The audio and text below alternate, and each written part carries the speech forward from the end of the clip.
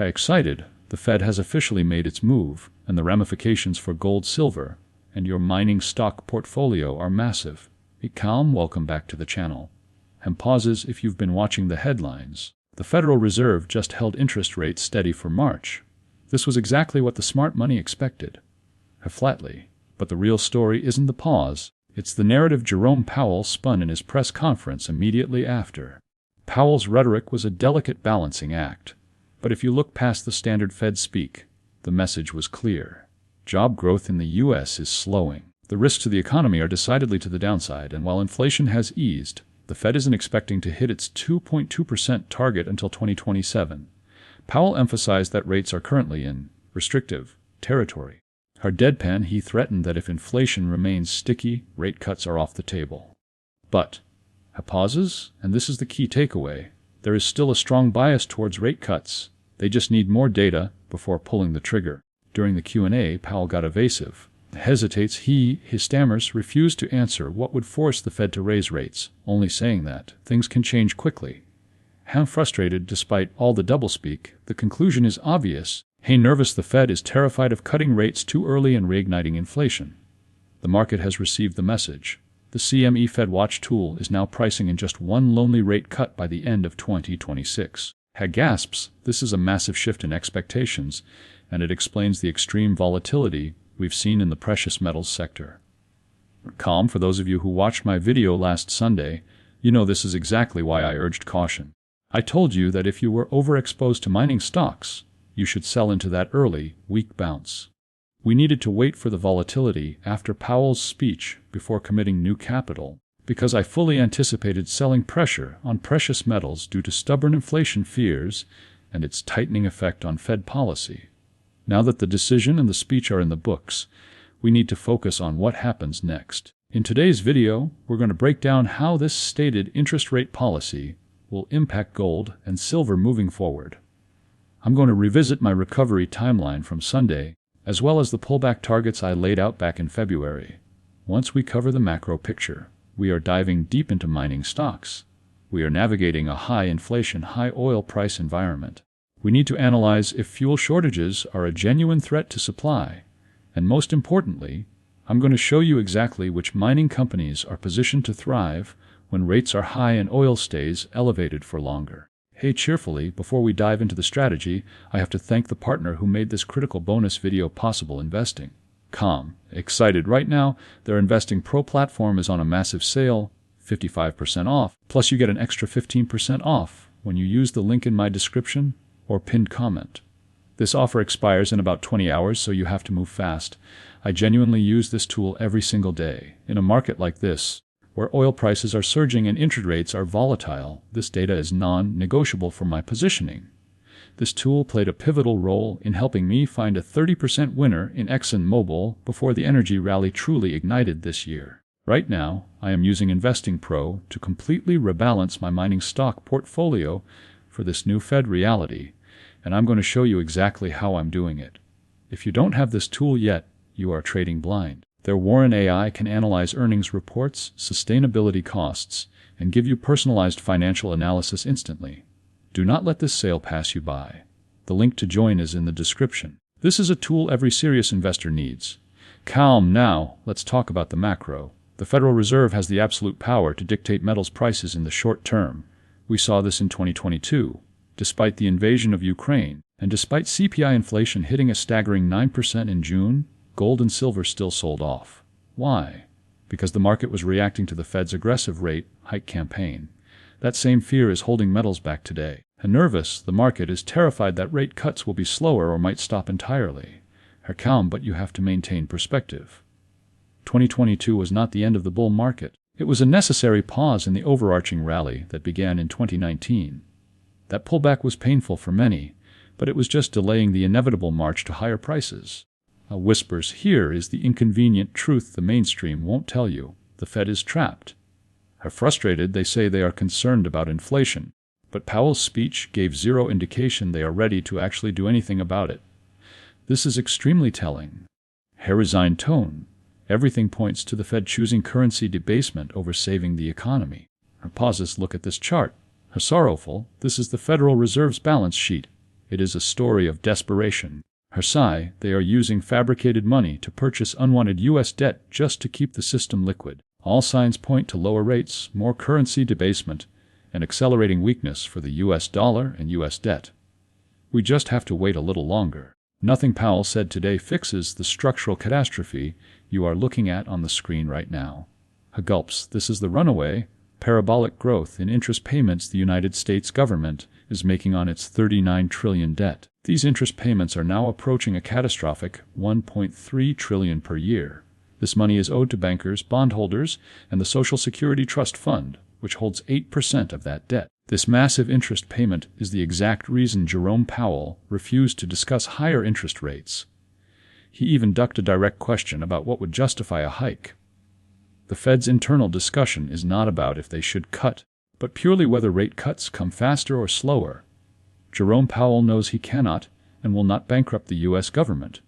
They will print money to service this debt.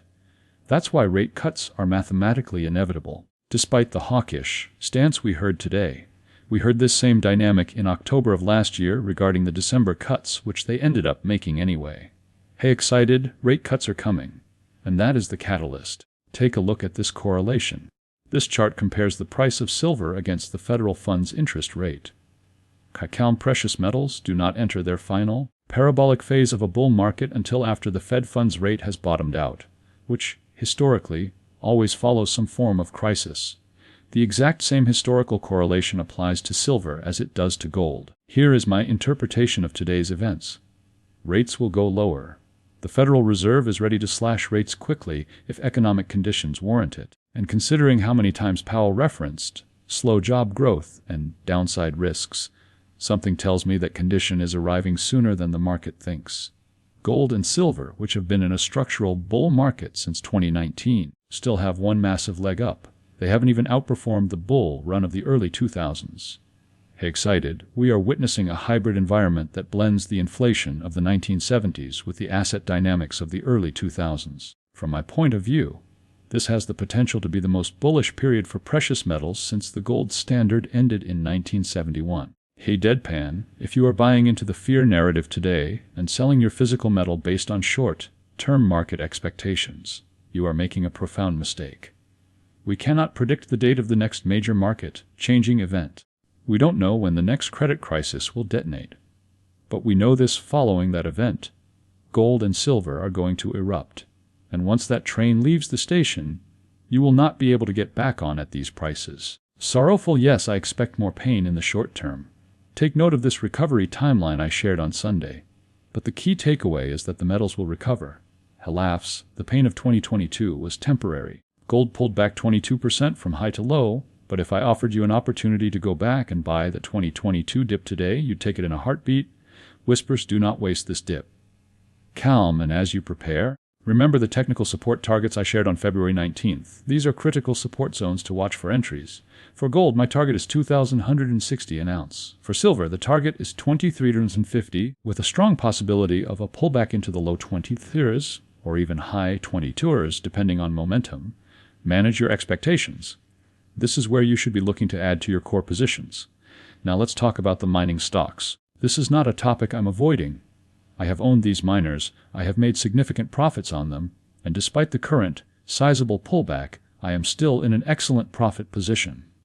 Playfully, this correction does not scare me. I selected this viewer question from HSC Chan, who asked if an oil shock could impact production at mines, potentially causing shortages, specifically in the event of a fuel shortage.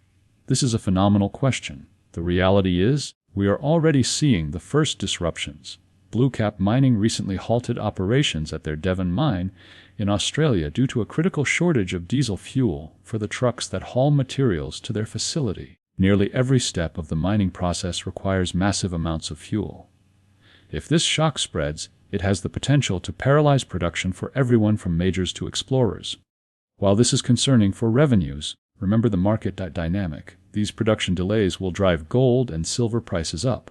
Shortages mean more capital competing for smaller supply. For gold, this isn't as critical.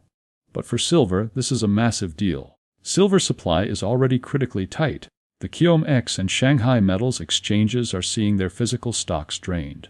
If mine production is interrupted while industrial demand remains constant, this has the potential to cause a violent squeeze in the physical silver market.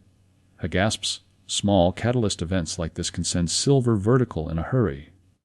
You might want to trade the mining stocks around these price dips, but holding physical gold and silver is the safest, most strategic move you can make, using these pullbacks to scale your position. Calm now. With the macro picture set, we need to focus on how to actually pick the miners that can survive this. I know many of you are worried, but if you agree that the gold and silver bull market is not over, then you must also agree that the GDXJ Junior Miner ETF cannot end its rally without blasting past the 2011 high.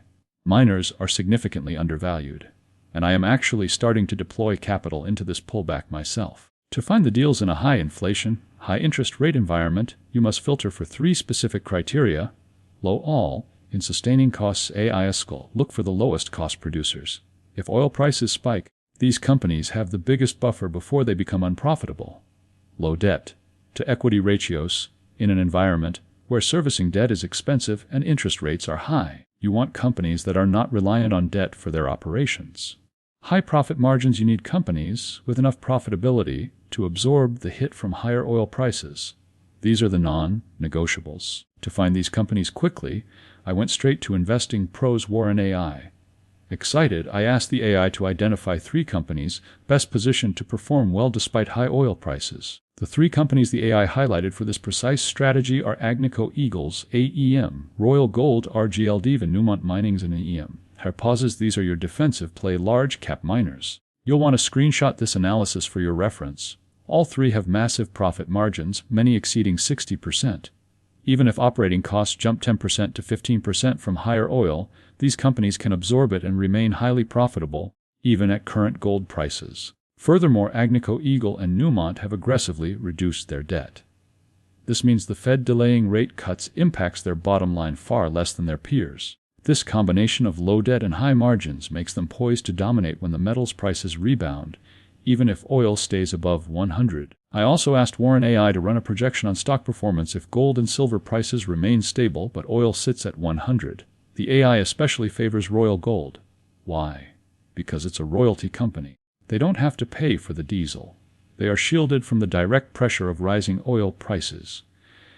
Calm, this tool makes complex analysis effortless. If you can afford it, go for it. I have proven why this data is essential for managing risk and maximizing opportunity. The sale 55% off Plan extra 15% off with my link is live for another 20 hours. Hey, cheerfully, thank you to Investing Pro for supporting the channel and making this breakdown possible. If you want more midweek content like this, clicking the link, even if you don't buy, tells them we want to see more of it. That's it for today's deep dive. I hope this was valuable. Please remember to leave a like on the video. And if you are using this dip to acquire physical precious metals, and I will be adding to my gold position myself, please use a reputable dealer. The market is flooded with fakes right now. A deadpan, too many people are buying fraudulent gold and silver only to realize they've been scammed when they try to sell at a local shop. Avoid the tears. I recommend using Summit Metals. Before you buy the product, buy the dealer's reputation. Calm, have a fantastic week. I will see you in the next video this weekend.